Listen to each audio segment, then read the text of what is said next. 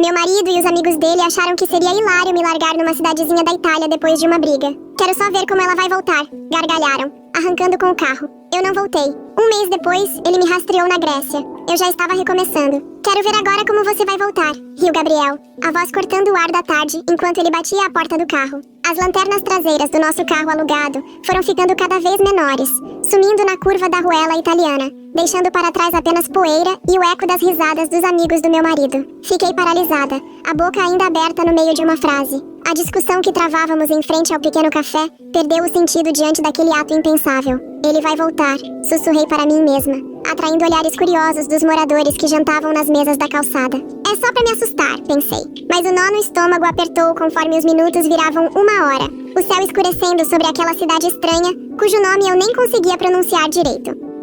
Quando implorei para o Gabriel não beber tanto no almoço, jamais imaginei que a coisa chegaria tão longe. Os amigos dele, colegas da faculdade comemorando o reencontro anual só entre caras, do qual eu fui convidada a contragosto, entraram na onda quando sugeri voltarmos pro hotel. Ela vive te controlando, cara, soltou Pete, pedindo outra rodada no instante em que me levantei para sair. Gabriel veio atrás de mim. As palavras estavam arrastadas pelo álcool, mas a raiva, afiada. A discussão degringolou rápido, anos de mágoas borbulhando pros dois lados. Sua bolsa tem o passaporte, né?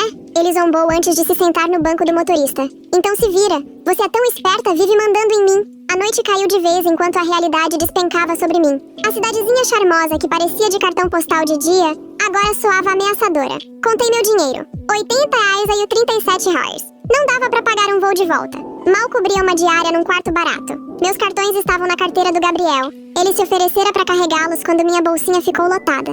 Achei a pensão mais em conta que consegui. Um quarto encardido sobre uma padaria, com cama estreita e uma pia no canto. A senhora idosa que me levou até lá não falava inglês, mas pareceu entender minha situação, afagando meus braços com pena. Ele me bloqueou, murmurei incrédula, encarando o celular. 27 ligações para o Gabriel, todas indo direto para a caixa postal. As mensagens chegavam, mas ninguém respondia. Tentei Pete, depois Marco, depois cada um dos amigos que estavam naquele carro, todos bloqueados. Um arrepio me percorreu quando percebi que aquilo não tinha sido um impulso momentâneo, e sim uma humilhação planejada. O sono veio em fragmentos, interrompido por checagens esperançosas no celular e novas ondas de pânico. De manhã, convenci-me de que o pesadelo acabaria. Gabriel apareceria, arrependido, mas pronto para me culpar por ter levado a brincadeira a sério demais. Eu ficaria furiosa, mas aliviada o bastante para seguir em frente. Voltar para nossa vida cuidadosamente montada em Boston, onde ele era um arquiteto respeitado e eu a esposa prestativa que abandonara a própria carreira de design para cuidar da casa e da agenda social. Mas ele não voltou. No segundo dia, racionei o dinheiro que restava, comprando só um panini pro almoço enquanto percorria a cidade, vasculhando cada hotel e restaurante em busca de qualquer sinal do nosso grupo. À noite, entendi que eles haviam seguido o roteiro, indo pra Florença sem mim. No terceiro dia, um dono de café, percebendo meu andar sem rumo na porta do estabelecimento, me ofereceu um expresso de graça. E num inglês estropiado, o caminho até a delegacia local. O policial parecia pouco surpreso com a história, como se turistas abandonados fossem rotina. Mas o inglês limitado dele e meu italiano inexistente renderam apenas um boletim de ocorrência e um aceno solidário. Naquela tarde, tomei a decisão mais difícil da minha vida. Em frente à vitrine apertada de uma casa de penhores, torci a aliança do dedo, o diamante de 2 quilates que o Gabriel trocou no nosso 5º aniversário, substituindo a argola modesta com que começamos. O dono ofereceu bem menos do que valia, mas suficiente para bancar o próximo passo da minha jornada, fosse ele qual fosse. América. Liga pra família, sugeriu o penhorista, contando os euros. Assenti no automático, mas por dentro outro plano começava a tomar forma. Família significava explicar tudo. Ouvir o eu te avisei da minha mãe sobre o temperamento do Gabriel. Encarar amigos que já tinham visto as fissuras do nosso casamento, que eu me esforçara tanto pra maquiar. Encarar o temperamento do Gabriel também significava encarar os amigos que haviam percebido as rachaduras do nosso casamento, que eu tentara tapar a todo custo. A rodoviária estava silenciosa quando cheguei. O painel eletrônico mostrando destinos que eu só vira em revistas de viagem. Um ônibus noturno até Roma, depois balsas, mais ônibus. Lugares onde Gabriel e os amigos jamais pensariam em me procurar, se é que algum dia se dessem ao trabalho. Meu dedo pairou sobre o nome do meu pai nos contatos.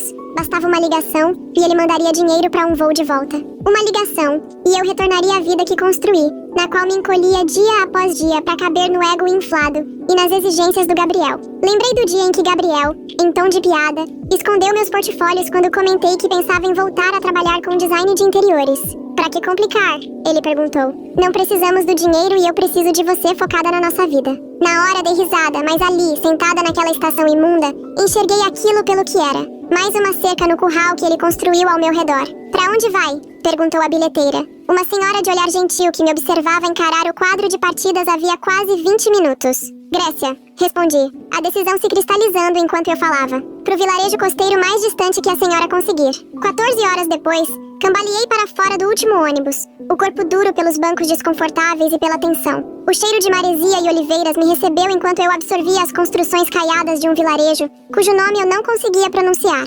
A bateria do celular morrera em algum ponto entre um país e outro. Meu estômago roncava de fome, e o peso do que eu fizera, ou do que haviam feito comigo, pressionava meus ombros. O cansaço fazia as bordas da visão tremer enquanto eu caminhava rumo ao que parecia ser o centrinho. 3 dias de montanha-russa emocional me deixaram em carne viva, oscilando entre a raiva do Gabriel, o medo do futuro incerto e um lampejo estranho, quase perigoso, de algo que se parecia demais com liberdade. Os euros restantes talvez bancassem 2 noites no quarto mais barato que eu encontrasse. Depois disso, eu não tinha plano, não tinha amigos, não sabia mais do que por favor e obrigada no idioma local. Mas enquanto via o pôr do sol tingir de ouro e rosa as águas do Egeu, uma calma que eu não sentia havia anos pousou sobre mim. O sol grego castigava sem piedade, enquanto eu me afastava cada vez mais da vila. Bolhas estouravam nos meus pés dentro das sandálias nada práticas para turismo. Para piorar, minha garrafinha já estava vazia fazia horas. E a soma de desidratação, fome e exaustão emocional fazia o mundo girar ao meu redor. Árvores verde-prateadas ladeavam a estrada empoeirada, as folhas reluzindo como moedas ao vento. Oliveiras. Percebi um segundo antes de meus joelhos cederem. O chão veio ao encontro do meu rosto, mas eu mal senti o impacto. A escuridão tomava as bordas da minha visão enquanto uma serenidade estranha me inundava. Talvez fosse até poético. Largada pelo marido num país estrangeiro só pra desabar sozinha em outro. Fechei os olhos, cedendo ao cansaço acumulado desde que Gabriel partiu. Fosmokira! Ouvi uma voz feminina rasgar a neblina da minha consciência, seguida de mãos calejadas que me viraram de costas. Um rosto idoso surgiu, sulcado de rugas em torno de olhos bondosos, arregalados de preocupação. Ela falou rápido em grego, deu tapinhas na minha bochecha e me ofereceu um cantil. A água devolveu-me fôlego suficiente para sentar, embora a cabeça ainda rodasse. Apresentou-se como Helena, repetindo o nome e apontando para si mesma. Reproduzi o gesto, fraca. Alexis. Helena ajudou-me a levantar. O corpo pequeno era surpreendentemente forte ao sustentar meu peso. Apontou para uma casa de pedra entre as oliveiras e fez com os dedos o gesto de caminhar. Assenti, sem forças para discutir, e deixei que me guiasse morro acima. A cozinha me recebeu com um cheiro de ervas penduradas nas vigas e algo saboroso borbulhando num fogão antigo. Helena me acomodou numa mesa gasta e chamou alguém. Uma voz masculina respondeu e, instantes depois, um senhor de rosto curtido de sol e bigode prateado apareceu enxugando as mãos num pano. Nikos, disse Helena, apontando para ele. O marido me saudou com um aceno cauteloso, olhar questionador, porém gentil. Helena encheu um copo de água fresca, empurrou-o nas minhas mãos e trouxe uma tigela de sopa simples. Minha barriga roncou alto com o cheiro, arrancando um sorriso de Helena. Aquela noite passou num borrão de comunicação truncada. Tentei explicar minha situação com poucas palavras, gestos e, no fim, lágrimas. Helena assentia como se entendesse tudo, embora eu soubesse que não captava cada detalhe. Nikos permanecia calado, mas atento, às vezes perguntando algo que Helena traduzia por mímica. Ofereceram-me o quarto de hóspedes. Paredes caiadas, cama estreita, colcha feita à mão. Exausta demais para protestar, apaguei num sono que eu nem sabia que precisava. Acordei com galos cantando e cheiro de pão fresco. Roupas limpas, um vestido de algodão e um cardigã. Estavam dobradas aos pés da cama. Antigos, mas recém-lavados. Ficaram largos, mas eram um alívio comparados às roupas de viagem. Na cozinha, Helena sorriu ao me ver, servindo café forte e pão com azeite e mel. Com a luz do dia clareando as ideias, a vergonha bateu. Aqueles estranhos me acolheram sem questionar, me alimentaram, me vestiram. Eu precisava explicar, pagar, seguir. Num inglês hesitante e com o app de tradução, o celular agora carregado graças a um adaptador que Nikos encontrou, tentei agradecer e dizer que pretendia voltar à vila. O rosto de Helena murchou. Ela balançou a cabeça com firmeza, apontou a chuva batendo na janela e depois para meus pés ainda em carne viva. Ah, fica, insistiu. Uma das poucas palavras que conseguia dizer em inglês. Descansa. Nos 3 dias seguintes, tentei partir várias vezes. Todas encontraram resistência carinhosa. Numa delas, já com a bolsa na mão, Helena interceptou-me na porta. A expressão ferida encheu-me de culpa. Pegou minha mão e levou-me até uma caixinha de madeira na lareira, abrindo-a para revelar fotos. Os dedos tremiam ao indicar uma jovem com os olhos de Helena e o sorriso de Nico. A Sofia, murmurou. Depois apontou para bem longe. Austrália. As lágrimas lhe subiram enquanto ela fazia o gesto de embalar um bebê e mostrava com a mão a altura de uma criança. Neta. conseguiu dizer, apontando para uma foto recente de um neném. Entendi na hora. Helena via em mim uma substituta para a filha e a neta distantes. Alguém que preenchesse aquele vazio. Em vez de me sentir manipulada, meu coração doeu pela saudade dela. Assenti devagar e pendurei a bolsa de volta no gancho. Cada dia trazia novas rotinas enquanto eu me encaixava na vida da fazenda. Helena me ensinou a pegar ovos sem assustar as galinhas, a estender roupa de um jeito que o vento da montanha secasse rápido. Nikos mostrou como diferenciar mato e tempero na horta. A paciência dele ficou clara quando arranquei uma erva útil por engano. O trabalho era braçal, distante da vida polida em Boston, mas satisfatório de um jeito que eu tinha esquecido. Meu corpo, acostumado a academias chiques e treinos cronometrados, reclamou. Calos novos surgiram, músculos desconhecidos latejavam toda a noite. Com o passar dos dias, a dor diminuiu e minha força aumentou. Mais importante, o looping mental sobre o abandono se calou aos poucos, trocado por preocupações simples de tarefas rurais e aprendizado da língua. À noite, na varanda enquanto Helena tricotava e Nikos fumava o cachimbo, experimentei lapsos de paz. A traição ainda doía, mas ali, entre oliveiras antigas e o compasso da vida no campo, começou a parecer menos o fim da história e mais um capítulo inesperado. 2 semanas depois da minha chegada, Helena sentou-se ao meu lado, enquanto descascávamos ervilhas. Examinou meu rosto pensativa, antes de perguntar devagar, no inglês que aprendera. Casa? Você não vai voltar para casa? Fez um aviãozinho com a mão e apontou para os Estados Unidos. A pergunta me pegou de jeito. Lar. A palavra evocou o nosso sobrado sofisticado em Boston, com móveis de design e decoração milimetricamente harmonizada. Trouxe também o controle de Gabriel, a administração das finanças que me deixou sem acesso próprio, o jeito sutil de me afastar das amizades, o desdém pelas minhas ambições profissionais. As lágrimas correram enquanto as palavras jorravam numa língua que Helena não dominava, mas sentimentos que ela compreendia. Contei sobre a traição, sobre anos cedendo pedaços de mim para manter a paz, sobre a humilhação de ser abandonada como bagagem indesejada. A mão calejada de Helena pousou sobre a minha. Quando terminei, ela apontou pro coração, depois pra fazenda, e finalmente pra mim. A mensagem era clara. Eu tinha um lugar ali, se quisesse. Trabalhar, falei, imitando Nikos cuidando das oliveiras. Eu fico, eu trabalho. O sorriso de Helena abriu como o sol nascendo sobre o Egeu. Ela assentiu, apertou minha mão e voltou às ervilhas, como se tivéssemos combinado algo tão simples quanto o cardápio de amanhã. Não a completa reinvenção da minha vida. Minha decisão de ficar marcou o começo da minha educação em cultivo de oliveiras.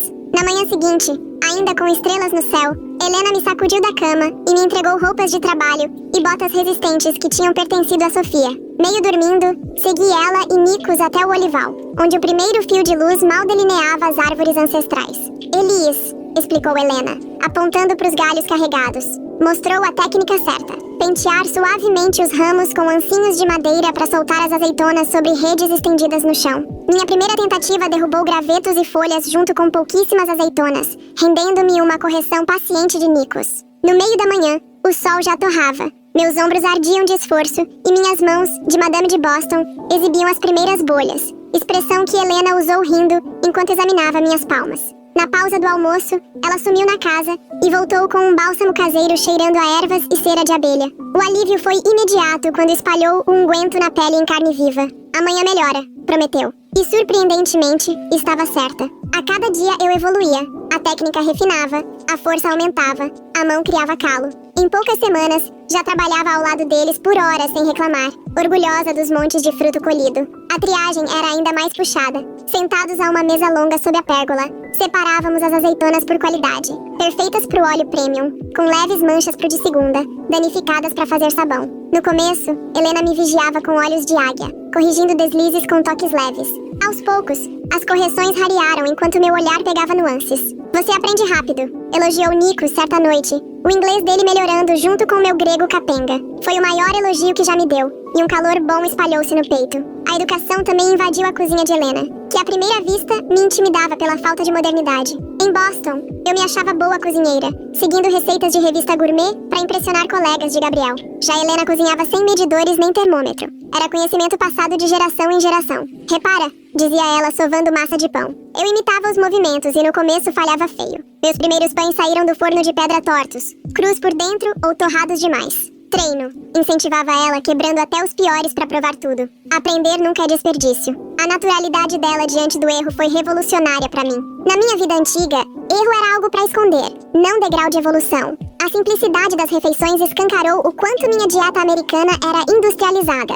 Ali, Tudo vinha da terra deles ou de fazendas vizinhas. Legumes ainda quentes de sol, ovos recolhidos de manhã, queijo das cabras da estrada. Os sabores eram vivos, limpos. Bastava um fio de azeite, limão e ervas do jardim de Helena. Meu corpo mudou com essa combinação de dieta e trabalho. As roupas de grife afrouxaram enquanto o peso extra sumia, dando lugar a músculos definidos. Minha pele, antes mantida por cremes caríssimos, passou a brilhar com óleo de oliva, sabão simples e suor honesto. Quando me vi no espelhinho do banheiro, encarei uma estranha, bronzeada, forte, mais presente apesar de mais leve. Conforme o vocabulário em grego crescia, eu e Helena achávamos novas formas de conversar além de comida e serviço. Nos intervalos noturnos, ela trazia álbuns de fotos, apontando imagens em preto e branco da juventude na vila. Fiquei chocada ao descobrir que já fora professora antes de voltar ao negócio de azeitonas da família. E você? Perguntou, simulando digitar. Mostrei no celular fotos dos meus projetos de design de interiores pré-casamento,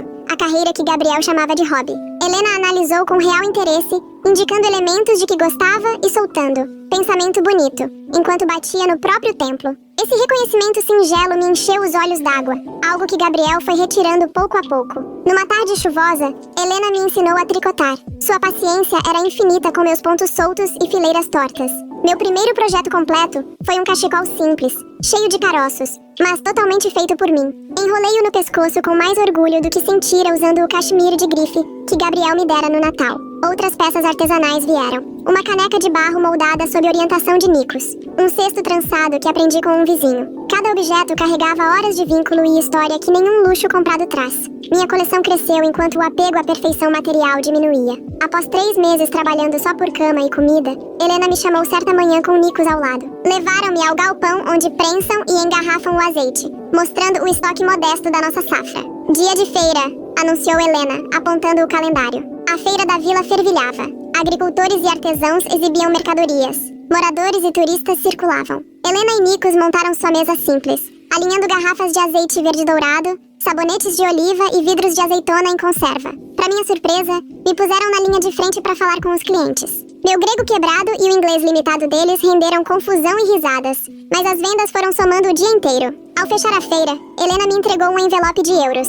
Sua parte, disse simplesmente. Trabalho justo, pagamento justo. Encarei a quantia modesta, talvez o preço de um jantar nos restaurantes que eu e Gabriel frequentávamos. Mas aquele dinheiro representava algo que eu não tinha há anos. Independência conquistada pelo meu próprio suor. Sem amarras, sem expectativas veladas de gratidão ou obediência. Só recompensa honesta por trabalho honesto. À noite coloquei o envelope debaixo do travesseiro, tocando nele de vez em quando para ter certeza de que era real. Em 10 anos de casamento, Gabriel assumira as finanças para simplificar, deixando-me com cartões vinculados a contas que ele monitorava. Aquela pequena pilha de euros era o primeiro passo para reconstruir uma vida só minha. Ao cochilar, percebi que não pensara em Gabriel o dia todo na feira. Minha mente estava ocupada com frases em grego e orgulho dos nossos produtos. O espaço que ele ocupava nos meus pensamentos encolheu, substituído por olivais, lições de cozinha e a certeza crescente de que eu era capaz de muito mais do que ele me deixara acreditar. Na semana seguinte, Helena e Nikos me convidaram para jantar na taverna da praça.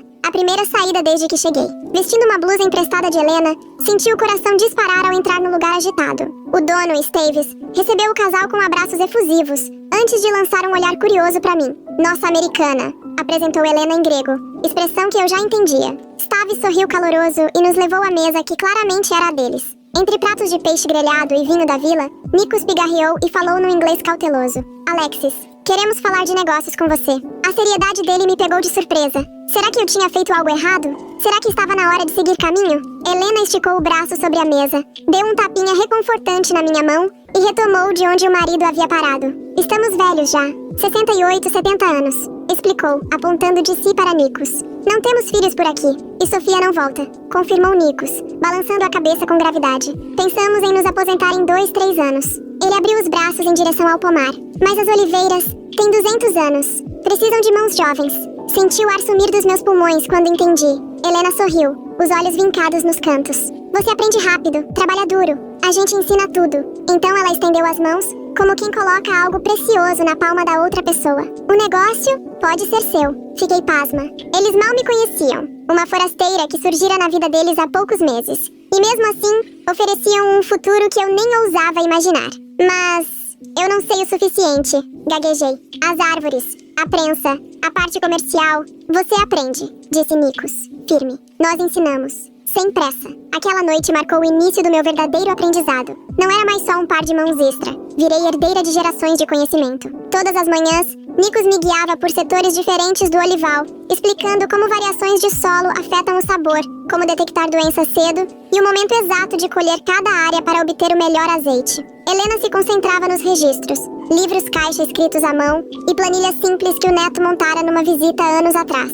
Funcionava, mas estava ultrapassado. Vendo uma chance de contribuir além do trabalho braçal, passei as noites modernizando o sistema, criando registros digitais que facilitavam o controle de estoque e vendas. Olha só, mostrei a Helena certa noite, filtrando a planilha para revelar quais variedades vendiam melhor em cada feira. Os olhos dela se arregalaram diante dos padrões que surgiam. Esperta, aprovou com um aceno. Cabeça de dama de Boston, ótima pro negócio. Com a bênção deles, comecei a fazer pequenos ajustes de marketing. As garrafas ganharam rótulos novos, com notas de sabor e combinações de pratos. Fiz um folheto simples explicando o método tradicional, respondendo às perguntas que turistas faziam na feira. Meu grego cada vez melhor abriu portas além do círculo de Helena e Nikos. O farmacêutico que fornecia o remédio de pressão para Helena passou a visitar nossa barraca para papos que iam além de compras. A esposa do padeiro me convidou para o café semanal com outras moradoras. Imersão intimidadora, porém valiosa, na língua e nos costumes locais. Steves, o dono da taverna, virou aliado inesperado ao colocar nosso azeite premium nas mesas e destacar o rótulo novo em cada uma delas. Bom pra você, bom pra mim, piscou ele. O boca a boca correu, e logo 2 restaurantes de vilarejos vizinhos nos procuraram. 6 meses depois, participei do batizado da neta do açougueiro, minha primeira celebração formal na aldeia. Bem no fundo da pequena igreja, acompanhei o rito com um nó na garganta. O padre idoso notou minha presença e fez questão de me cumprimentar. Em seguida, arranhou um inglês aprendido no seminário em Atenas. Você trouxe vida nova ao velho olival, disse, os olhos úmidos cintilando. É bom para a aldeia. Os jovens vão embora para Atenas, para a América. Precisamos de sangue novo. Aquele acolhimento derrubou a última barreira. Convites passaram a chegar sem parar. Festas de santo, churrascos improvisados na praia, reuniões do comitê sobre o festival de verão. Cada evento tecia mais um fio na rede que me prendia ali. E Ana, a tecelã cuja barraca ficava ao lado da nossa na feira, tornou-se amiga próxima. Quarentona, viúva cedo, tinha um humor afiado e pragmático que lembrava minha colega de faculdade. Nossas conversas num misto do meu grego em progresso e do inglês excelente dela iam de estratégias de venda a fofocas da aldeia e reflexões pessoais. Você nunca fala da América, observou certa tarde enquanto recolhíamos as mercadorias que não venderam. Família? Amigos? A pergunta me perfurou de surpresa. Eu estava tão focada em construir a vida nova que empurrei a antiga para um canto. Meus pais já morreram, alguns amigos... Parei, percebendo como Gabriel me isolara aos poucos, sempre arranjando defeito nos colegas da faculdade ou nos contatos de trabalho. E Ana assentiu, entendendo. O marido que te largou na Itália. Você nunca diz o nome. Gabriel, falei. As sílabas soaram estranhas depois de meses de silêncio. Ele se chama Gabriel. E nunca te procurou? A franqueza dela era refrescante depois da delicadeza constante de Helena e Nikos. Não sei, admiti. Nem tenho olhado o celular. Eu o ligava só pra tirar fotos. Abandonei e-mail e redes sociais dos EUA, sem coragem de encarar o que podia estar lá. A sobrancelha arqueada de Ana me desafiou. Talvez seja hora de ver, não por ele, mas pra você fechar essa porta direito. As palavras ecoaram naquela noite. Depois de ajudar Helena no jantar, subi pro quarto e liguei o telefone antigo. Com a internet simples da fazenda, entrei no e-mail abandonado. Centenas de mensagens não lidas. Amigos antigos, os assuntos evoluindo de saudades para estamos preocupados. Um aperto de vergonha me tomou. Eu sumira sem explicação. Um tópico da minha ex-mentora de design chamou a atenção. Oportunidade de trabalho, seguido de lembretes cada vez mais urgentes. Ela indicara meu nome para uma consultoria remota de materiais sustentáveis. E a vaga ainda estava aberta. Dizia o último e-mail de 2 semanas atrás. Antes que eu processasse essa ponte inesperada com meu passado, outro remetente congelou meus dedos. Gabriel Davis, eu sei onde você está. O horário mostrava que chegara poucas horas antes. Coração disparado, abri. Alexis, contratei um detetive e finalmente te rastreei nessa aldeiazinha da Grécia. Já chega dessa birra. Vou aí te buscar e acabar com esse drama. Meu voo pousa em Atenas na quinta. Esteja pronta em 3 dias. O quarto girou quando pânico e raiva se chocaram dentro de mim. Como ele ousava? Depois de meses calado, achava que podia simplesmente me recolher como bagagem perdida. Desci cambaleando, o celular apertado na mão. Helena ergueu os olhos do livro caixa sobre a mesa. O sorriso dela morreu ao ver meu rosto. Más notícias da América? Perguntou baixinho. Gabriel? Consegui dizer. Ele chega aqui quinta-feira. Os olhos de Helena se estreitaram. Ela puxou um envelope debaixo do livro-caixa e o deslizou até mim. Então o timing é perfeito. Eu só esperava o momento certo para te entregar isso. Lá dentro, encontrei documentos legais com meu nome ao lado de Helena e Nikos, redigidos em grego e acompanhados de tradução para o inglês. Contrato de sociedade, explicou Helena. 1/3 do negócio. Agora, não no futuro. Lágrimas embaçaram minha visão, enquanto eu encarava o papel, entendendo seu peso. Não era emprego nem estágio, mas sociedade legítima. Não só um teto, e sim um alicerce para construir. Não é caridade, é reconhecimento conquistado, continuou ela, batendo no documento. Você decide o que acontece na quinta-feira. Você tem casa aqui, tem negócio aqui, e amigos aqui, acrescentou, apontando para o celular na minha mão. Aquele homem, ele não manda mais. A verdade dessas palavras caiu sobre mim como um manto de certeza. Desde que fui abandonada naquela cidade italiana, era a primeira vez que eu me sentia não apenas sobrevivendo, mas enraizada. Gabriel viria, mas encontraria uma mulher muito diferente da que deixou para trás. Os dias seguintes foram um turbilhão de preparativos. Não de malas ou despedidas chorosas, e sim de fortalecimento emocional. Visitei Catarina, a única advogada da vila, que me ajudou a redigir os papéis de divórcio em grego e inglês. Contatei minha antiga mentora de design, aceitando, ainda que cautelosa, a consultoria remota. Enviei e-mails a velhos amigos, com explicações breves, sem desculpas. A quinta-feira amanheceu com um céu grego perfeito, sem nuvens. Eu estava no galpão de processamento testando amostras de azeite com Nikos, quando o motor de um carro de aluguel rompeu o silêncio da tarde. Helena surgiu na porta, mistura de apreensão e firmeza no rosto. Ele chegou, disse apenas. Com o coração disparado, limpei as mãos no avental e saí. Gabriel estava ao lado de um sedã prateado, óculos de grife sobre o cabelo impecável, examinando a casa humilde com nítido desdém. Vestia o traje de viagem caro que eu conhecia de tantas viagens de negócios. Chino sob medida e camisa que provavelmente custava mais do que uma semana de lucro do nosso azeite. Não me percebeu de imediato, o que me deu segundos preciosos para me firmar. Aquele homem que já fora o centro do meu universo parecia menor, menos sólido diante das oliveiras ancestrais e das pedras envelhecidas que agora eram meu lar. Gabriel, chamei, a voz surpreendentemente calma. Ele se virou e o choque no rosto quase me fez rir. Os olhos dele desceram das minhas botas de trabalho para os braços queimados de sol, parando no cabelo preso num coque simples.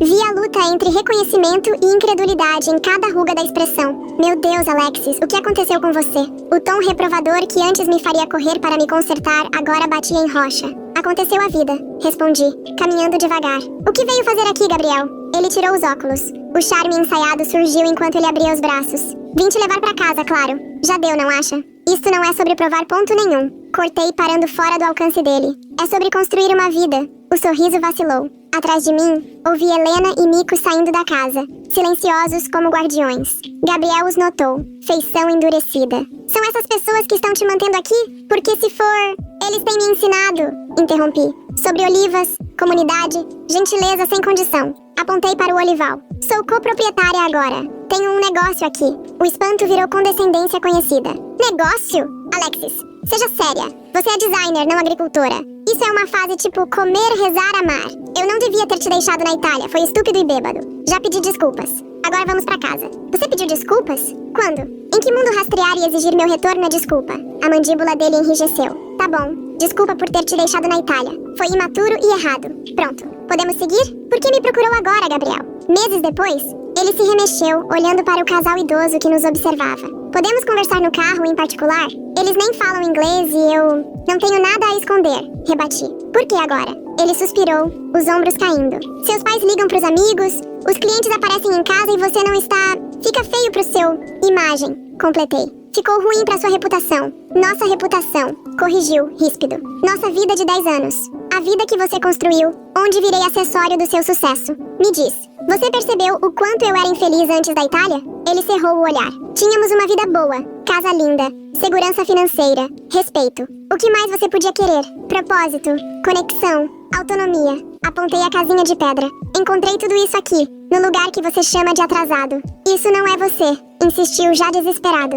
A Alexis que conheço não trocaria conforto por trabalho pesado e pobreza. Você tem razão, sorri. A Alexis que você conheceu não trocaria, mas ela morreu na Itália quando o marido a abandonou como piada. Quem está aqui fez outras escolhas. Nesse momento, Helena se aproximou e colocou algo na minha mão. O contrato de sociedade. Mesmo sem entender as palavras, ela sabia a hora. Entreguei o documento a Gabriel. Tenho raízes aqui. Um negócio. Uma vida baseada em respeito. Ele ficou furioso. Chamou aquilo de absurdo. Com calma, Entreguei também os papéis de divórcio, já protocolados. Você me deixou, disse. Nunca imaginou que eu prosperaria. Ele ameaçou que eu me arrependeria. Escolhi a liberdade. Nikos pousou a mão no meu ombro e disse que era hora de Gabriel partir. Quando o carro se afastou, voltei-me para casa, para a minha vida. Ele tentou me quebrar. Ao fazer isso, acabou me libertando.